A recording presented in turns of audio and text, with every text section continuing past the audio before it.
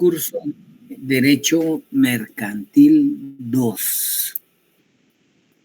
Tenemos que tomar en consideración que dentro del derecho mercantil como tal, al final las cosas, que es parte del tema, o sea, las cosas mercantiles, que es parte del tema del derecho mercantil guatemalteco 2, pues es aquella parte que en algún momento deja de lado lo que es el comerciante y que también deja de lado lo que es el negocio jurídico mercantil. Recuerden que el comerciante, dentro de sus distintas actividades, tiene una visión más táctica atendiendo a nuestro Código de Comercio, y en el cual, por ejemplo, nuestro Código de Comercio en su artículo 1 claramente hace alusión a lo que en algún momento pueda constituirse como aquella actividad, en este caso, una actividad profesional en donde los comerciantes, ¿ya?, en algún momento van a desarrollar de forma reiterativa, y también hace alusión el artículo 1 en cuanto a los negocios jurídicos. Pero aquí hay que tomar en consideración, sabemos que si en algún momento nos referimos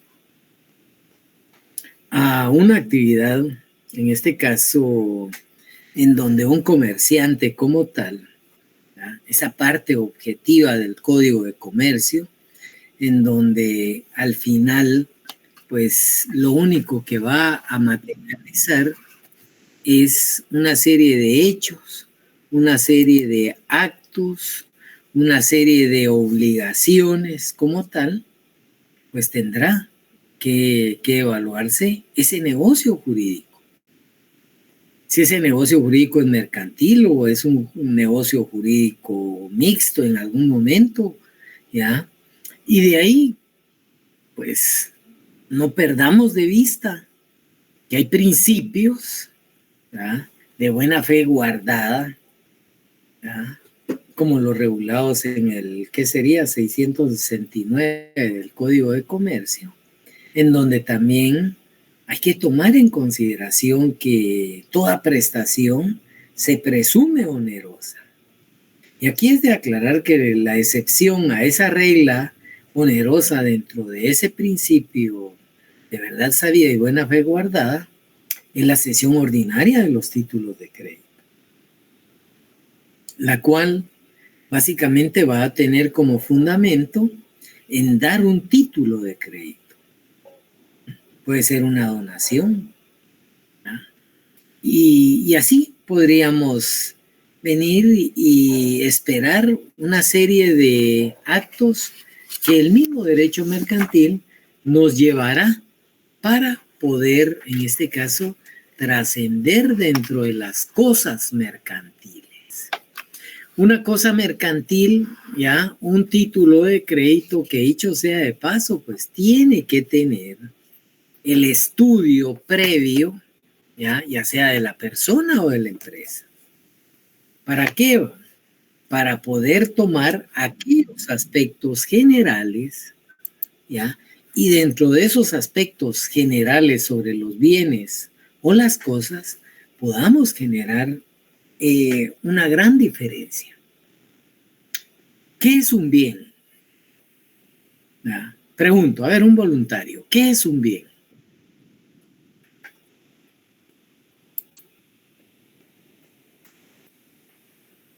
¿Se podría decir como una pertenencia, licenciado?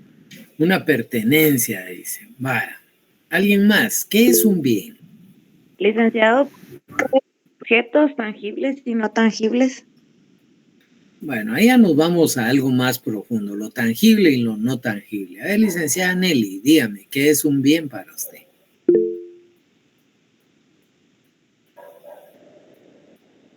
Son todos los objetos que podemos adquirir que son de carácter tangible y no tangible, licenciado.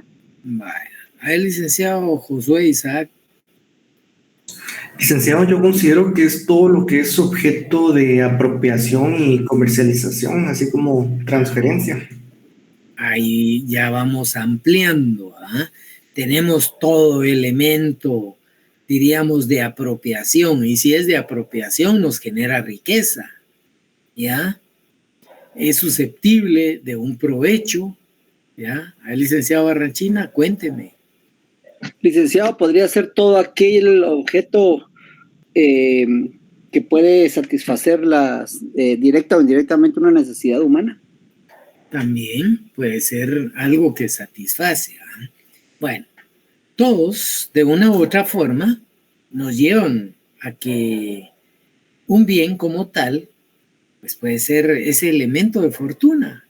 Puede ser tangible, puede ser intangible, puede ser algo que puede ser susceptible de aprovechamiento, de explotación, y por ende nos va a generar riqueza.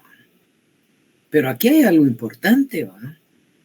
Ejemplo, las cosas como bienes jurídicamente, aquí ya viene de lo que ustedes me han mencionado, jurídicamente podemos decir que son bienes susceptibles de apropiación desde el momento en que ingresan al patrimonio de una persona. ¿Ya? Y serán, en este caso, jurídicamente, porque son útiles al hombre. ¿Ya? Pero también son susceptibles de apropiación. Y si en algún momento no es susceptible de apropiación, sigue siendo un bien. El caso del mar, el aire atmosférico, el sol. ¿Ah? Si no es susceptible de apropiación, ¿ah? Pero sigue siendo un bien. O sea que hay excepción muchas veces a ese tipo de norma.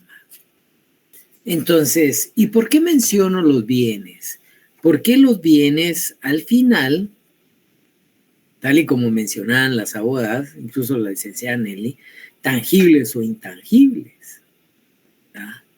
Pero si son objeto de apropiación y no están excluidos de la naturaleza, ¿ah? Por disposición de ley, pues puede ser tangible o podría haber algo intangible.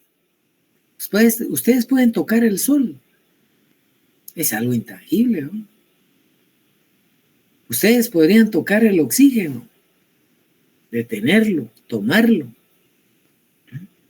Sin embargo, pueden ser objeto de apropiación todas esas cosas que no están excluidas del comercio por su naturaleza o por disposición de ley.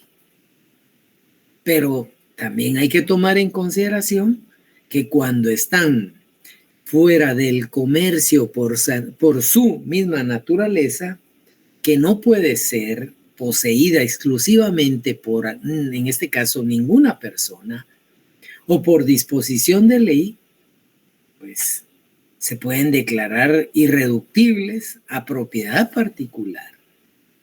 Entonces, esos bienes o esas cosas, en algún momento, tenemos que tener especial cuidado de todo aquello que por naturaleza podamos introducirlas dentro del comercio, podamos apropiarnos en algún momento también de ellas como tal. Y de ahí que encontremos una clasificación de bienes que puede ser general, y dentro de esa clasificación general va a abarcar todo aquel tipo de bienes corporales, como los incorporales. Y de ahí, ya lo decía la licenciada Nelly, bienes tangibles o intangibles. Un bien tangible es un bien corporal. Los incorporales no son tangibles, pero son derechos, ¿ya? Son derechos y al mismo tiempo pueden ser susceptibles a la imagen o al audio de las personas como tal. Entonces, hay que tomar en consideración que esos bienes corporales como incorporales van a tener derechos, van a tener bienes muebles, van a tener bienes inmuebles, esos serían los corporales, y aquellos que no son susceptibles del dominio, aquellos que son susceptibles únicamente a los sentidos del hombre, van a ser en algún momento bienes incorporables como tal, ¿ya? O sea, los no corpóreos. Pero también, así como tenemos entonces una clasificación general que puede ser corporal, que puede ser incorporal, que puede ser bien mueble, que puede ser bien inmueble, tomemos en consideración que los inmuebles, al final, son las cosas que tienen una situación fija. Una porción de tierra situado, algo sobre esa porción y es fija. Eso es un inmueble, ¿ya? Pero hay cosas que en algún momento son aquellos que pueden ser desplazados de un lugar a otro.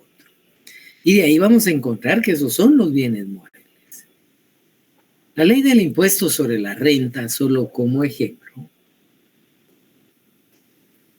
toma en consideración que es una ley del impuesto sobre inmuebles. Entonces, ¿y qué es un inmueble? Esas cosas que tienen una situación fija dentro de un terreno, algo adherido a un terreno. ¿Podrá ser únicamente una vivienda? Pregunto.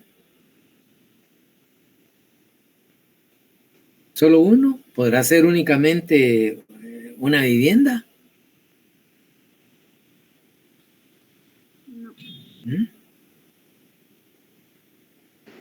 Sí, licenciado, inmueble, porque está fija el terreno. Vaya, le cuento, licenciado de Mata, que por ejemplo, si está fija y en algún momento usted tiene una plantación, pensemos, de aguacatejas o de café. Esa plantación está adherida al terreno, pero el fruto que produce es por temporada. Sin embargo, ese tipo de situación conlleva a que sea un inmueble. Le cuento, cuando hay ganado, pie de cría, se considera como bien inmueble porque se mantiene permanente en ese tipo de extensión territorial. Claro, cuando le digo ganado, pie de cría que se mantenga fijo, no lo anda usted de un corral a otro o de una granja a otra. Entonces ahí le dan el mote de bien inmueble para cobrarle un tributo. ¿Ya?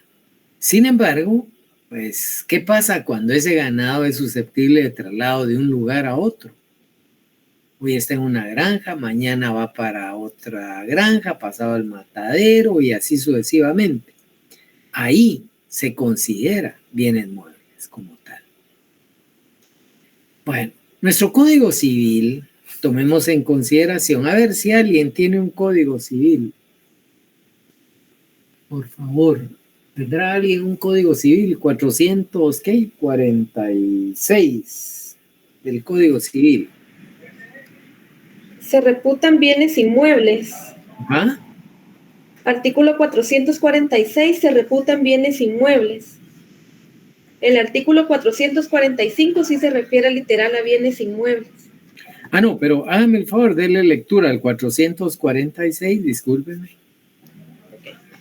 Se reputan bienes inmuebles. Se consideran inmuebles para los efectos legales, los derechos reales sobre inmuebles y las acciones que los aseguran. Muchas gracias. Vaya, ¿por qué hago alusión al 446 como un bien inmueble? ¿Ya? Cuando hay derechos de posesión, alguien no es dueño del inmueble. Él es dueño de los derechos de posesión. ¿Y por qué saco a colación esto? Porque muchas veces hay muebles, o quiero decir, perdón, inmuebles, que se dan en garantía para una cédula hipotecaria, para, ¿qué sería? Pues, bueno, una cédula hipotecaria que tenga garantía de un bien inmueble. ¿Ya? Va a estar representado por un trozo de papel. Y resulta ser que ese trozo de papel puede ser susceptible de trasladarse de un lugar a otro. ¿Ya?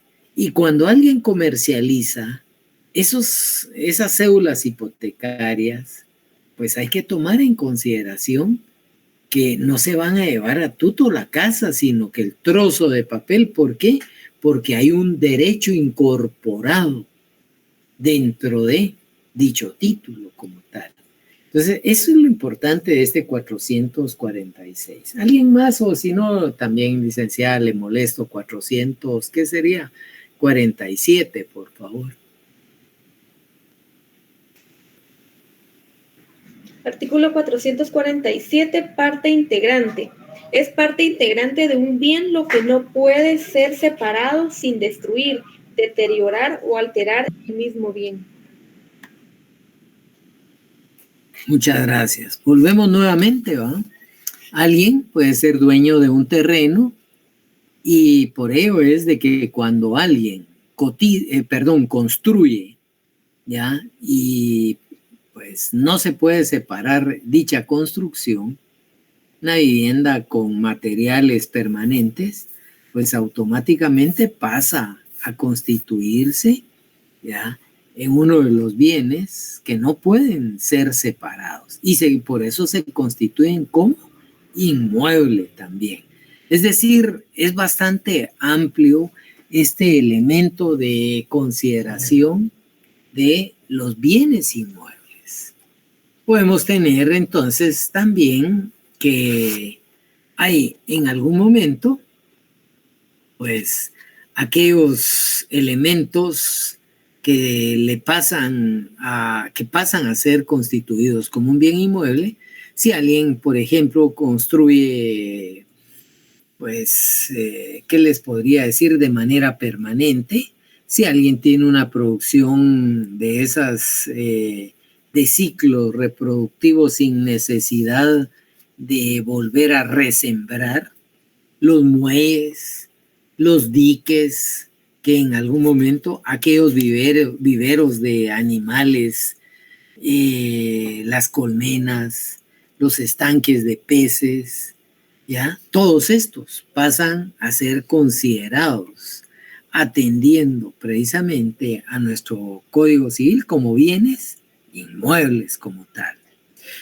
Bueno, también se pueden repuntar como bienes inmuebles esos efectos legales, esos derechos reales sobre un inmueble. Las acciones que le aseguran, se establece, ¿va? Es parte del bien inmueble. Lo que, en otras palabras, no pueda ser separado sin que se deteriore, sin que se destruya o sin que se altere el mismo bien. Todo eso es un bien inmueble. Licenciado. Sí, dígame. Entonces, ante la cuestionante de que si yo tengo un árbol y mi árbol da manzanas, pero una de las ramas se pasó para el lado del terreno del vecino y ahí se dieron las manzanas, pero el árbol todavía está de mi lado.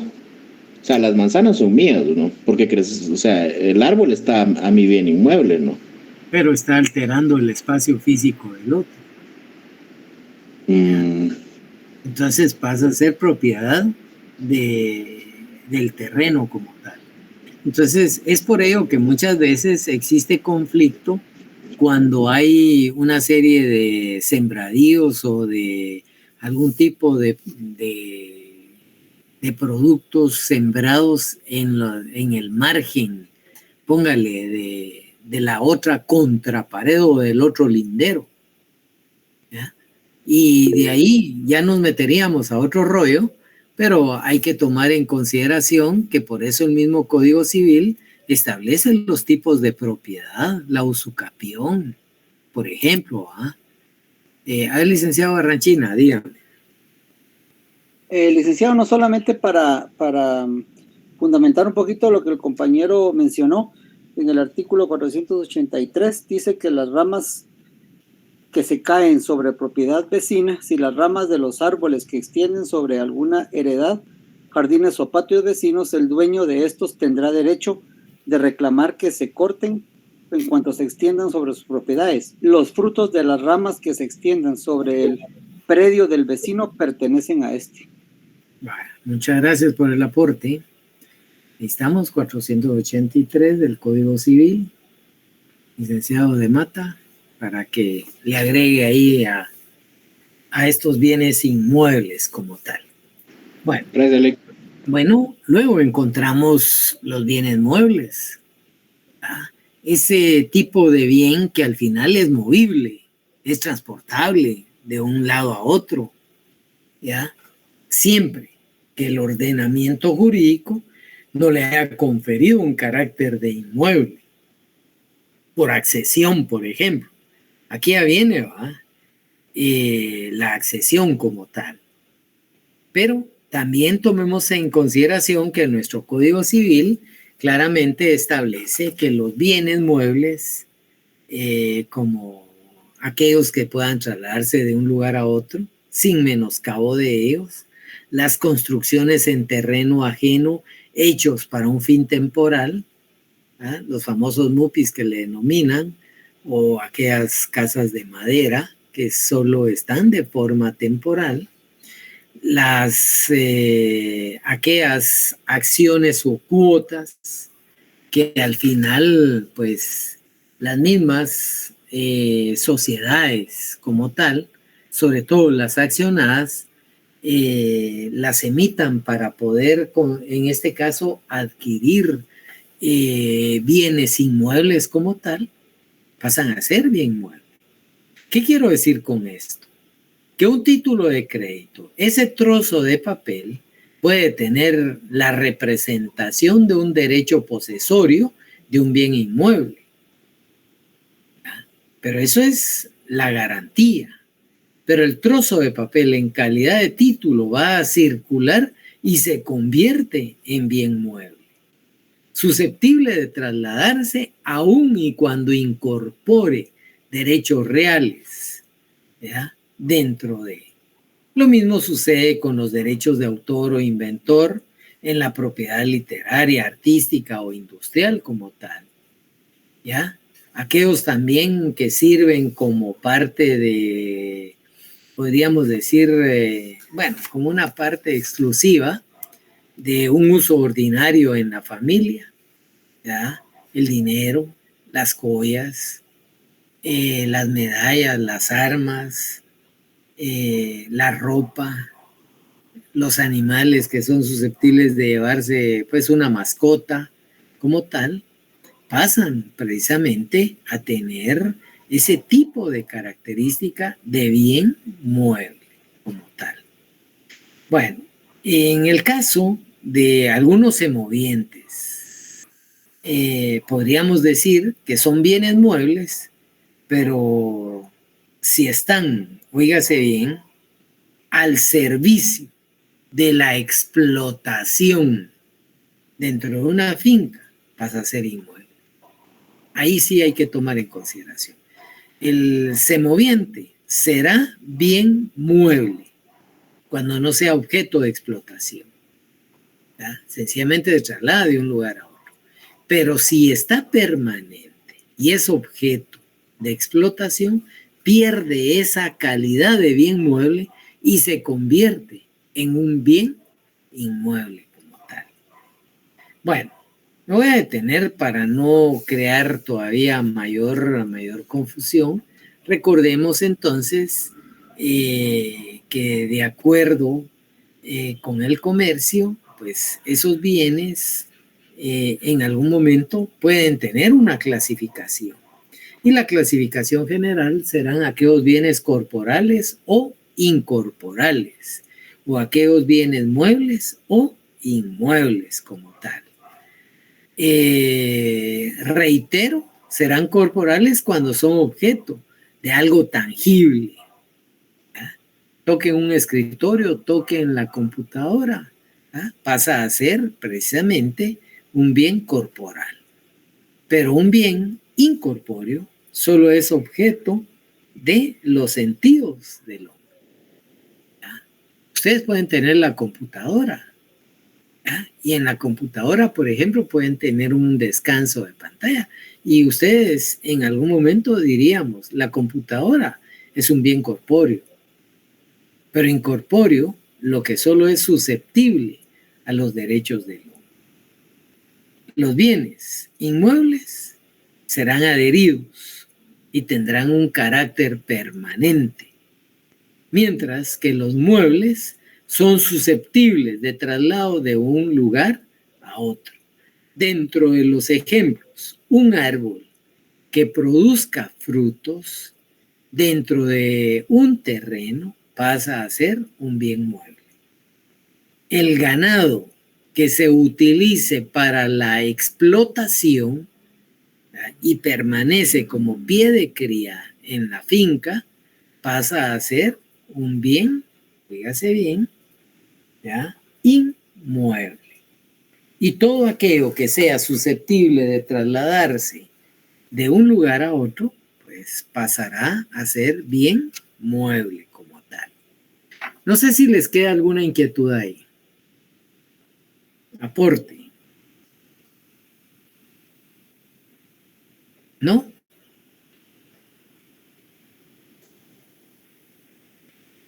Claro. Bueno, vaya, muchas gracias. Bueno, aquí hay que tomar en consideración también que en consideración a nuestro Código Civil, podemos encontrar una serie de bienes también desarrollados y que para efectos del derecho mercantil, pues se pasan a tomar aquellos bienes fungibles, aquellos bienes no fungibles como tal. ¿Por qué va? Porque un bien fungible son aquellos que pueden ser sustituidos por otros de la misma especie y, podríamos decir, calidad y cantidad. Entonces, yo podría decir que un bien fungible, pues en algún momento yo lo puedo sustituir por especie, calidad o cantidad. Y no por obligación, tiene que ser el mismo bien. Por eso es que se dice que pueden ser sustituidos por otros. Un ejemplo, pensemos, la licenciada Lidia Pérez me da para la custodia y conservación un lote de mercadería. Ese lote de mercadería, ella puede describirlo como un lote de zapatos deportivos para dama. Entre las tallas, si ustedes quieren, 36 a la 45. Con un valor, pensemos, de todo el producto de 10,000 quetzales. Si en algún momento yo recibo ese bien fungible, y digo fungible, ¿por qué? Porque si ella me autoriza que yo lo custodie y que ante cualquier hecho yo se lo pueda restituir con otro bien, entonces será fungible únicamente. En el momento en que me pudieron haber abierto las cajas y me encuentro con que ya no está el producto o que metieron otro tipo de calzado, yo sencillamente le puedo restituir los 10,000 quetzales. Y en ese momento, ese dinero pasa a ser un bien fungible que está restituyendo a otro en calidad y cantidad y especie, podríamos decir. ¿Por qué? Porque se tasó. Pero si en algún momento no quiere dinero, sino que me dice, mire, yo traía 50 pares de calzado deportivo para adulto, para dama, pero usted tiene 50 pares de calzado deportivo para varón. ¿Ya? Yo le podría haber dicho calzado y en ese momento estoy sustituyendo la misma especie, la misma calidad y la misma cantidad como tal. Ahí pasa a ser un bien fungible. Mientras que los bienes no fungibles, ¿ya?, no pueden ser reemplazados por otros de las mismas cualidades. Si alguien depositó vino o un producto para elaborar vino y lo tiene en una vasija, pues se le tendrá que venir y reemplazar en especie, calidad y cantidad para que sea fungible. Pero desde el momento en que no tengo, ¿ya?, automáticamente pasa a ser un bien mueble no fungible.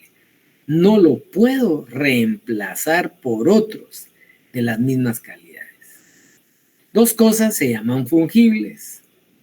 Cuando una de ellas puede ser reemplazada por la otra en pago, ¿ya?, pues ahí podríamos decir, ¿verdad?, que al final, pues, siguen siendo fungibles como tal. Mientras tanto, si se tiene el mismo valor probatorio, porque el acreedor le es indiferente recibir una u otra, pues pasaría siempre a ser un bien fungible. Entonces, lejos de la transacción, tiene mucho que ver la forma de negociación. Me detengo y pregunto, ¿queda claro eso de los bienes fungibles y no fungibles? Sí, gracias.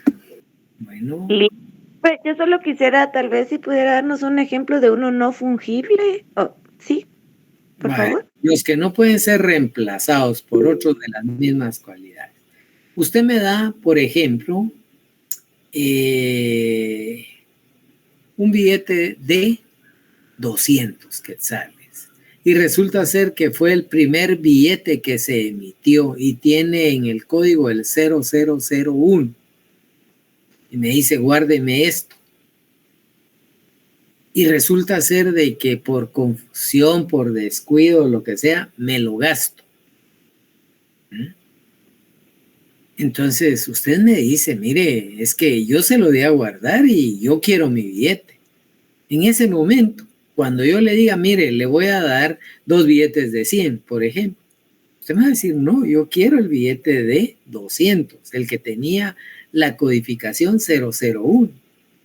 Entonces, ahí, en ese momento caemos en que como no lo puedo restituir, ¿verdad?, básicamente pasa a ser un bien no fungible. ¿Ya? Mueble no fungible. ¿Por qué? Porque no se lo voy a poder reponer excepto que yo consiga ese billete de 200 con el mismo código. Pero mientras no lo consiga, es un bien no fungible.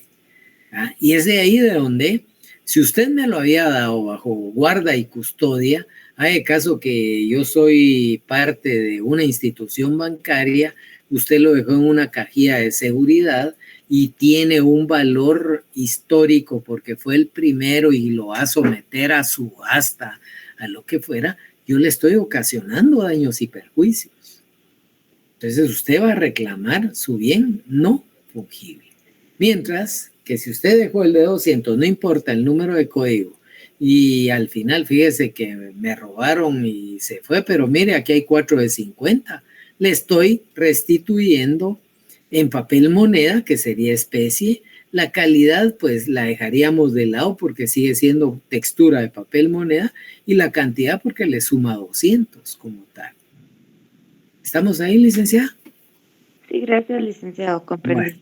Bueno, vaya, ahora bien, hay cosas consumibles con el primer uso y cosas no consumibles, ¿ya?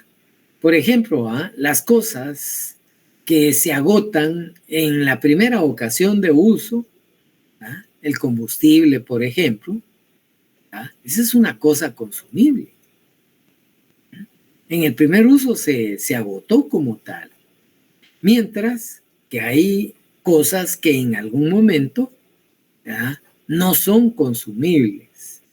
Ejemplo, un bien mueble, los vestidos, las herramientas, ¿ya? Estas podríamos decir que no son consumibles porque no permiten en algún momento pues extinguirse en el primer uso. Claro, hay quienes dicen, yo me puse hoy el tacuche y lo rompí, pero ese es otro escenario, ¿ya?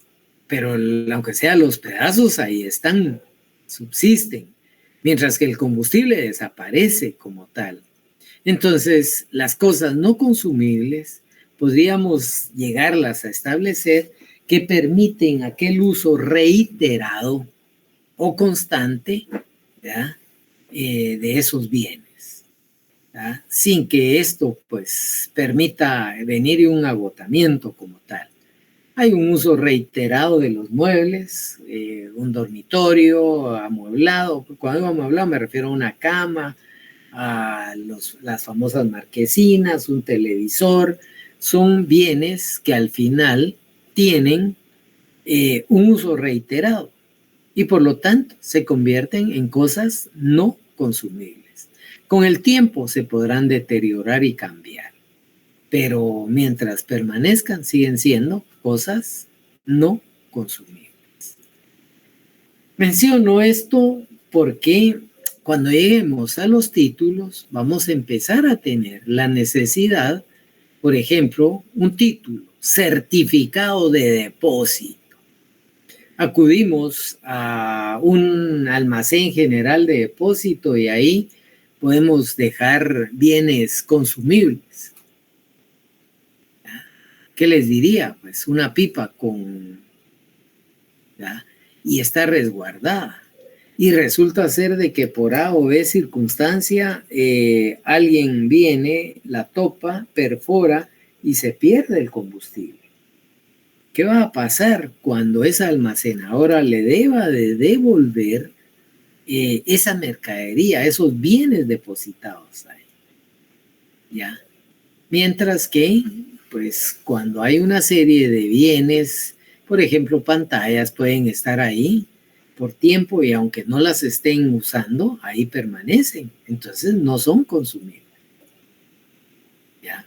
Los bienes también que tienen dueño cierto y un dueño desconocido. Hay que tomar en consideración que esos pertenecen precisamente a una persona, aquellos bienes que tienen dueño. Van a tener alguien que puede reclamarlos, dar constancia o poder demostrar a través de características esenciales que esos bienes le pertenecen. Ya desde ahí podríamos ver entonces que pues al final los bienes que no tienen dueño o que se ignora quién es el propietario, pasa a ser, un bien monstrenco, ¿verdad? Se encuentra abandonado, no tiene dueño. Entonces, así se les denomina precisamente a esos bienes sin dueño. Y a los que tienen dueño, pues automáticamente, por su propia naturaleza, podrán ser objeto de propiedad privada y también un bien encontrado ajeno. Un bien monstrenco podrá ser objeto de propiedad privada, ¿ya? Aunque no tenía dueño, pero puede ser por la misma naturaleza objeto de propiedad privada. Aquí tenemos que tomar en consideración que algunas tierras deshabitadas o animales salvajes pueden pasar a ser parte, ¿ya?, de un bien monstrenco que tarde o temprano deja de ser un bien sin dueño y pasa a tener dueño como tal. Bueno, me detengo. Antes de seguir con los bienes, en este caso nacionales de uso común o no, Tenemos claro entonces cuáles son los bienes consumibles, los no consumibles, con dueño cierto y sin dueño como tal. Sin pena, pregunten, señores. Lick, perdone, los bienes que no tienen dueño dijo que era un bien mostrenco. Ajá, no que mostrenco. Gracias. Bueno, estarán abandonados, pueden ser tierras abandonadas, sin dueño, aunque ahora es difícil, porque o le pertenecen al Estado o le pertenecen a alguien en particular. A ver, licenciada Erika, buenas noches, el tiempo es suyo. Licenciado, buenas noches. Aquí entre los bienes monstrencos, entiendo yo que también entran los semovientes, o sea, entran los animales, ¿o no? Sí, pero casi siempre, mire, muchas veces dice alguien, hay, por ejemplo, una res que anda, no está marcada, nadie la reclama, pasó un día, otro día, y no aparece alguien. Podríamos decir que es un bien mostrenco, ¿ya?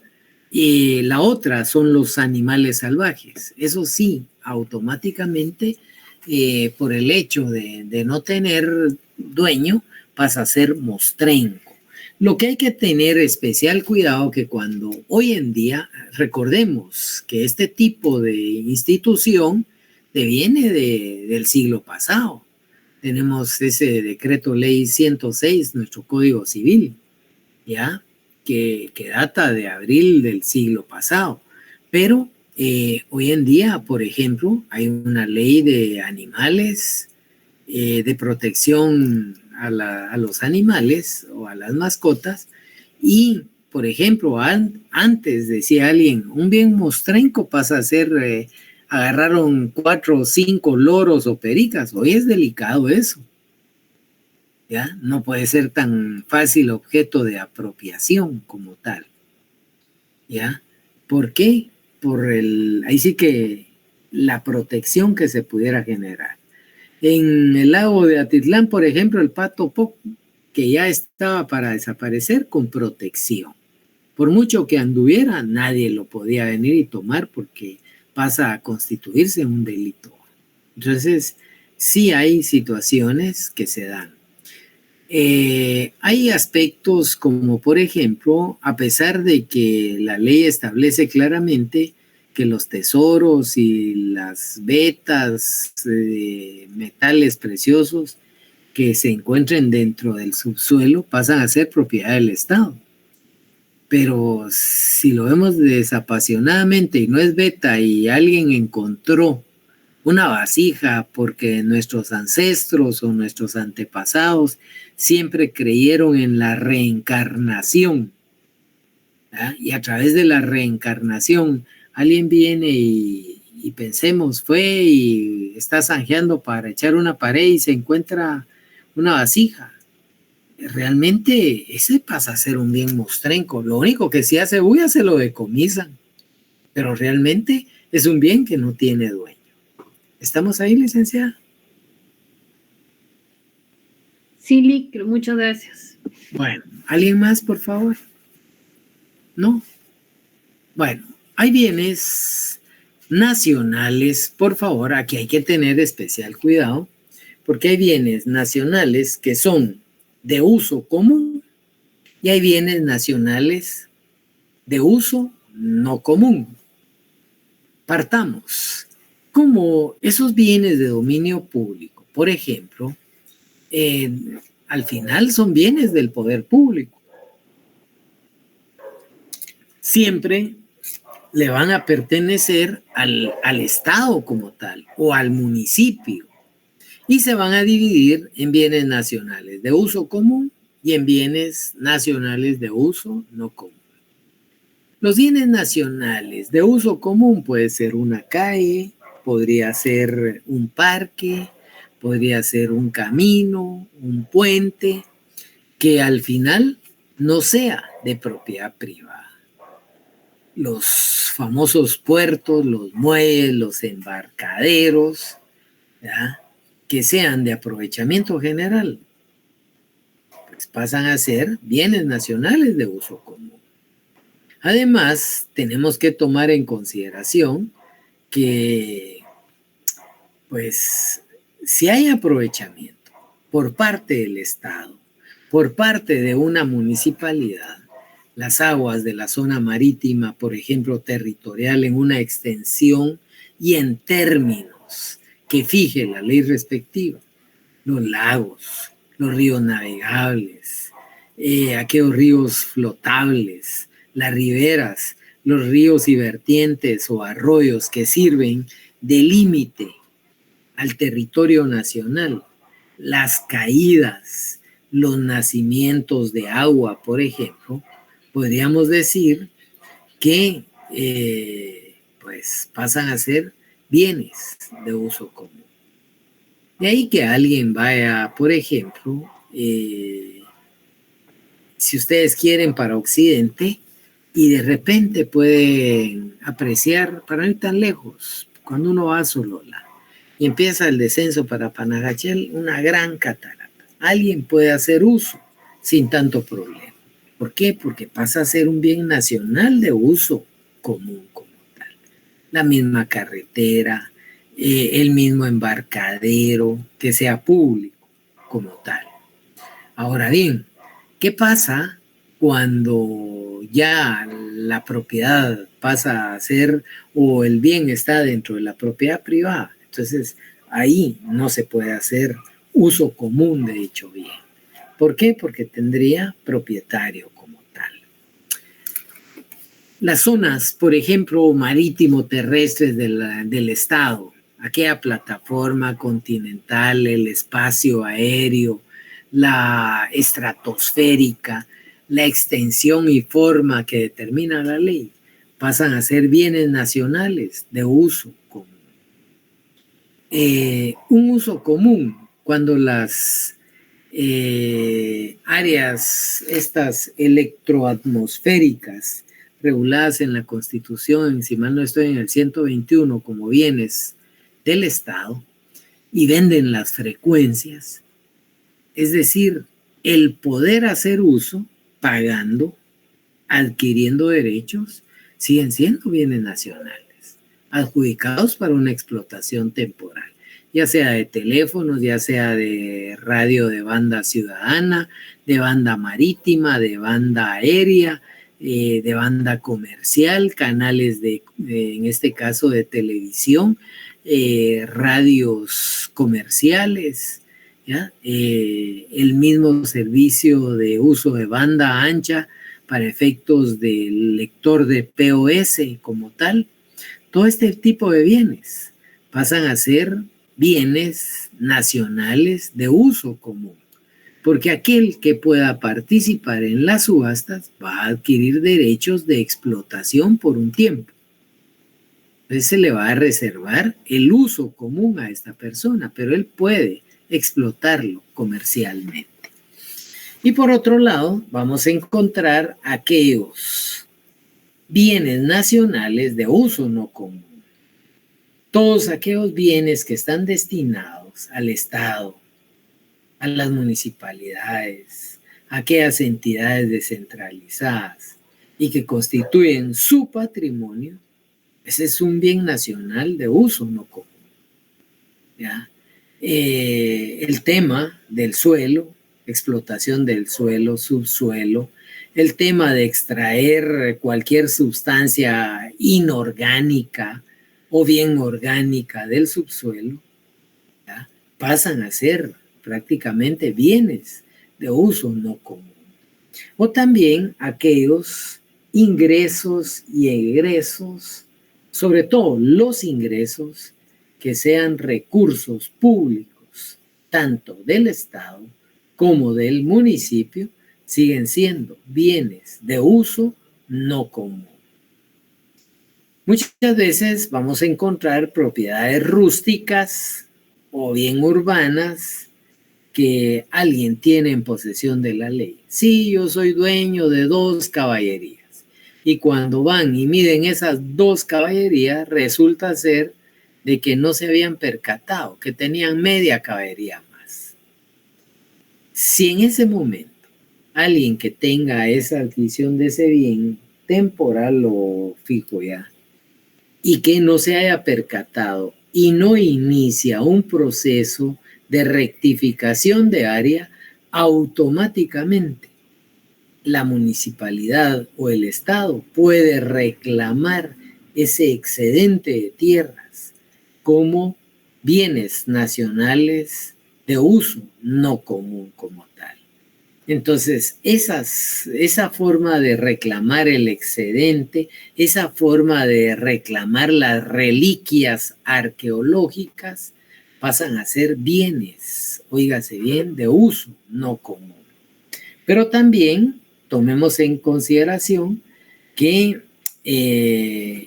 muchas veces podemos encontrar formas de explotación de determinados bienes y desde ahí la ley puede venir y establecer también de forma necesaria una concesión para poder establecer algún tipo de control dentro de esos bienes de uso no común. Ejemplo, la explotación de minas y canteras. ¿Ya? Estas podrán ser bienes de uso no común, pero cuando el Estado para aprovechamiento adjudica una concesión y reclama porcentajes, ¿ya? Automáticamente pues dejan de ser bienes de uso no común como tal. Bueno, tenemos la propiedad privada de las personas individuales o jurídicas que tienen un título legal y desde ahí podemos ver entonces cómo se va a ir presentando aquella clasificación de las cosas mercantiles en particular. Si ustedes ven, el derecho mercantil 2, con esta explicación de los bienes, nos lleva a que en el artículo 4 del Código de Comercio vamos a encontrar cuáles son las cosas mercantiles. Y le agradecería a alguien que me apoye con el artículo 4 del Código Mercantil. Vamos a encontrar la patente, la empresa y sus elementos y, por qué no decirlo, los títulos de crédito. Pero alguien que por favor me pueda reafirmar esto que regula el artículo 4 del Código de Comercio como tal. El artículo 4. Sí, por favor. Son cosas mercantiles. Son cosas mercantiles, primero, los títulos de crédito. Segundo, la empresa mercantil y sus elementos. Tercero, las patentes de invención y de modelo, las marcas, los nombres, los avisos y anuncios comerciales. Muchas gracias. Bueno, ya solo cuando hace alusión a los títulos de crédito tenemos ya que empezar a ubicarnos en el Código de Comercio, allá por el 385. De ahí hasta el 668, me recuerdo que está la regulación de una serie de títulos de crédito. Vamos a encontrar en el 655 la empresa y sus elementos. Y hay una ley exclusiva para efectos de regular las marcas y patentes. Pero también hay derechos industriales como tal, ¿verdad? Hay una normativa a través de la Organización Mundial de la Propiedad Intelectual que nos permite explotar esa propiedad industrial y no digamos esas marcas, esos nombres comerciales como tal, que al final quedan excluidos ya hoy en día del Código de Comercio. Bueno, bajo ese contexto entonces podemos ver que los títulos de crédito en particular tienen, para empezar, pues, la calidad de bienes muebles. Óigase bien, la calidad de bienes muebles. No importando si tienen como garantía un inmueble, no importando si tienen como garantía un fideicomiso como tal, que es un contrato, ¿ya? Bueno, no importando esto, adquieren ese mote o esa característica de bienes muebles, susceptibles de trasladarse de un lugar a otro. Y por lo tanto, al ser parte de esas cosas mercantiles, se va precisamente a establecer que son objeto de transacciones comerciales, ¿ya? Y al mismo tiempo hay que considerar que siendo cosas exclusivamente mercantiles, y cuando digo cosas exclusivamente mercantiles, pasan a ser cosas exclusivas del tráfico del derecho mercantil. ¿Ah? Y por eso es que se le da esa naturaleza de bien mueble como tal. Esto sería en función de lo que regula, una ligera explicación de lo que regula el artículo 4, precisamente, de nuestro Código de Comercio. Bueno, dejo de lado algunas cosas o bienes. Algunos dicen que la cosa es lo mismo que el bien. Hay quienes dicen que el bien es distinto a la cosa, pero tenemos que tomar en consideración que una cosa es todo aquello susceptible de utilidad y el bien pasa a constituirse en todo aquello que puede ser objeto de apropiación y explotación y por ende de acumulación de riqueza como tal. Y de ahí esas distintas formas de poder ver, en este caso, los bienes como tal. ¿Alguna duda entre bienes nacionales de uso común y bienes nacionales de uso no común o dentro de las cosas mercantiles? ¿No? No, Lick. Vale, muchas gracias. Bueno, en virtud que no hay duda, yo entraría de una vez a lo que es concretamente un título de crédito.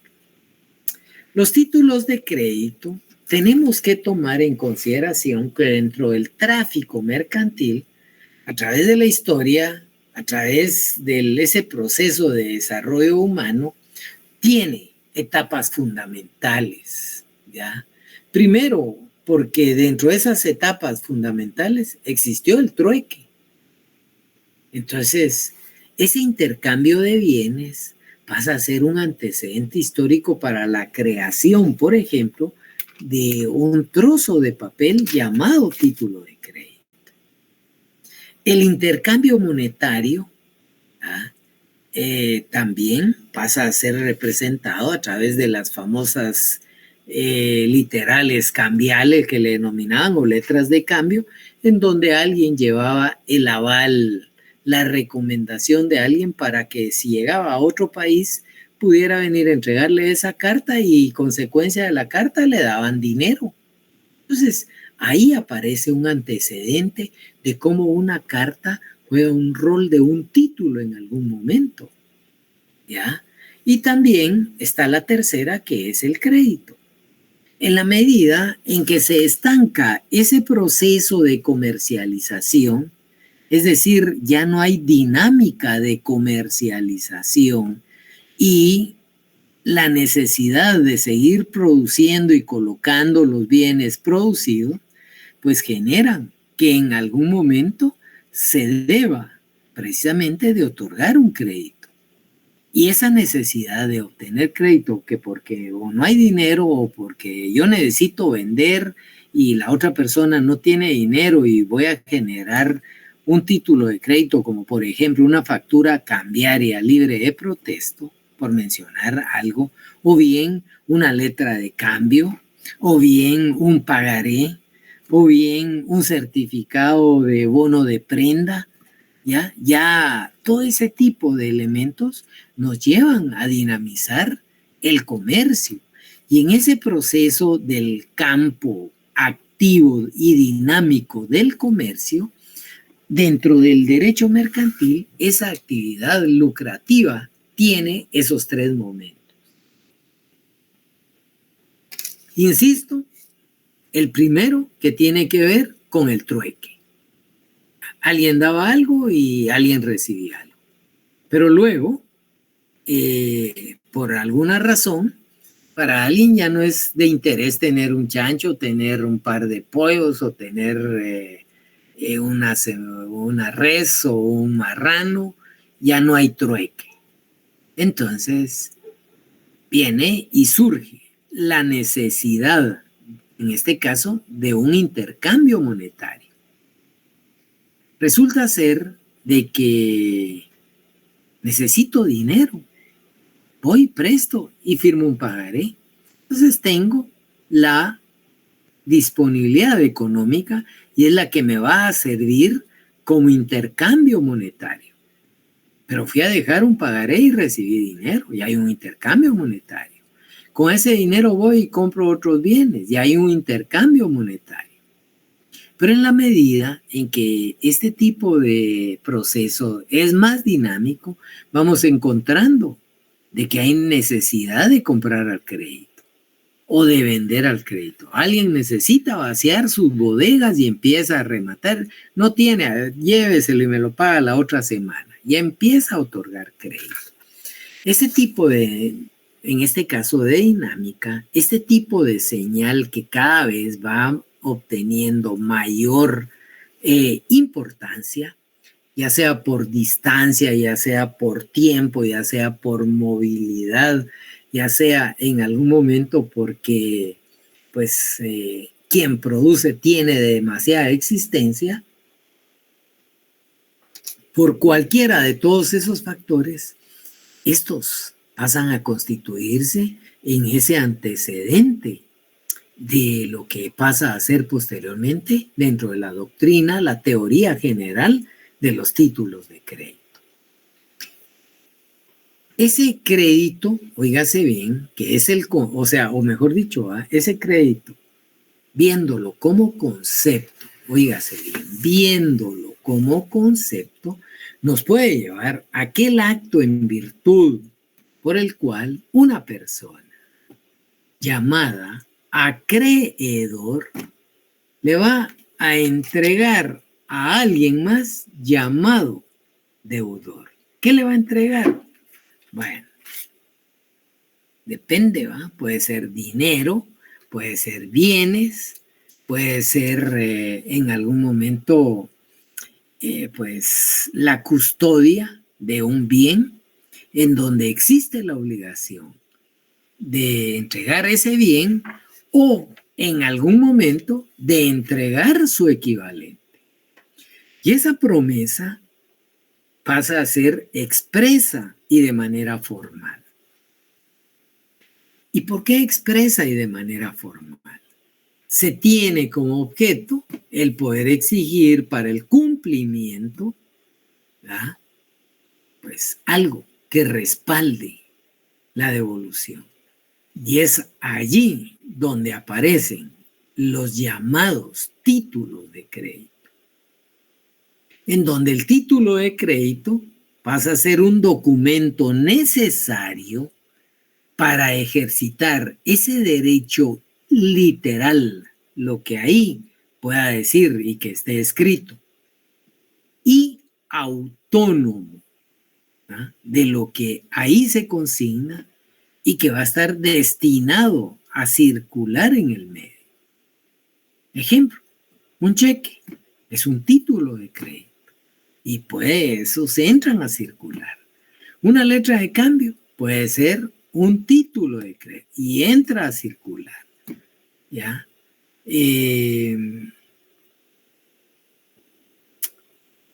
Un pagaré, una factura libre de protesto, ¿verdad?, puede ser un título de crédito. Y así podríamos enumerar una serie de títulos, ¿verdad?, que al final van a incorporar un derecho literal porque es lo que ahí está escrito y que va a ser independiente. Por eso es que se reconoce como autónomo y cuyo ejercicio o transferencia es imposible independientemente del título. Alguien que me ayude con el 385. Todo esto que les estoy mencionando pasa a ser parte, óigase bien, de lo que son los títulos de crédito. Por favor, licenciado Jiménez. Artículo 385, títulos de crédito. Son títulos de crédito los documentos que incorporan un derecho literal y autónomo, cuyo ejercicio o transferencia es imposible independientemente del título. Los títulos de crédito tienen la calidad de bienes muebles. Muchas gracias. Bueno, vean pues, cuando ahí hace alusión que incorporan un derecho literal, no, es 385, licenciada Illescas. Cuando mencionamos, ¿verdad?, que esos títulos de crédito, tal y como lo regula el 385, ¿ya?, son documentos, fíjense, son documentos, ya está hablando de un trozo de papel que incorpora un derecho real. Lo que ahí está escrito, ¿ya? Es una factura de la empresa eléctrica. Pero, por ejemplo, si fuera título de crédito y fuera un pagaré, debo y pagaré al licenciado Eric Salvador la cantidad de 10,000 quetzales a tantos días y en el domicilio, ahí. ¿Ya? Entonces, ahí lo que aparezca escrito, a eso se refiere. Incorporan un derecho literal.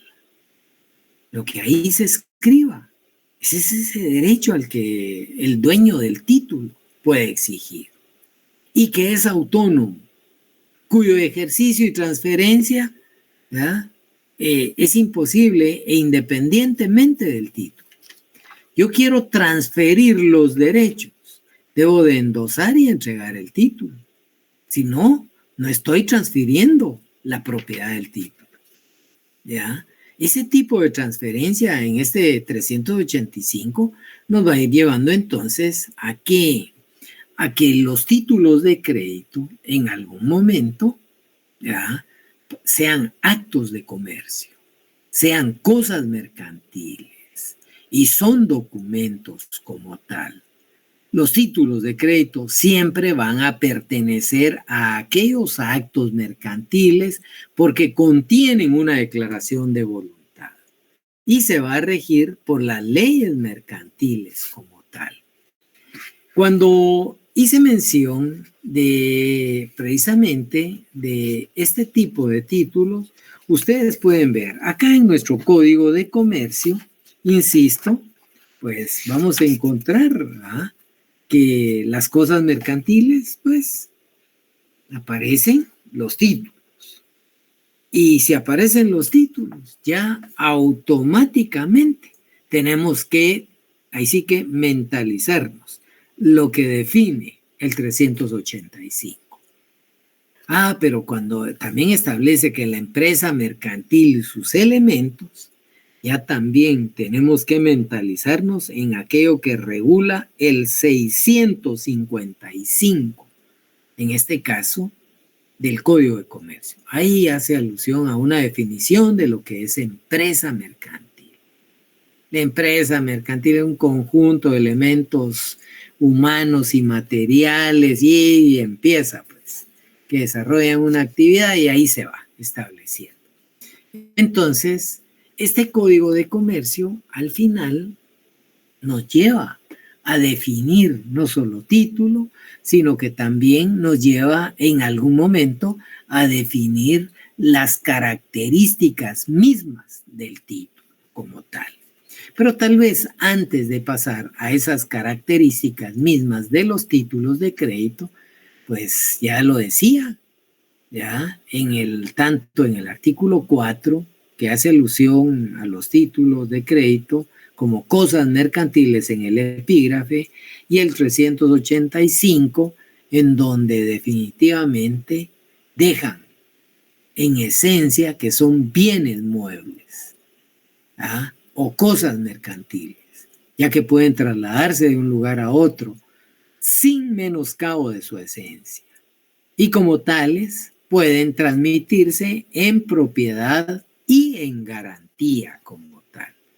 Ya aquí podemos empezar precisamente a ver cómo en este artículo 385 no solo nos dice que son documentos que incorporan un derecho literal, ¿ya? Pueden, óigase bien, ¿va? Pues al final tienen una cantidad a exigir y que es absolutamente, ese requerimiento, ese acto es mercantil, ¿ya? Cuyo ejercicio y transferencia, no se puede menoscabar.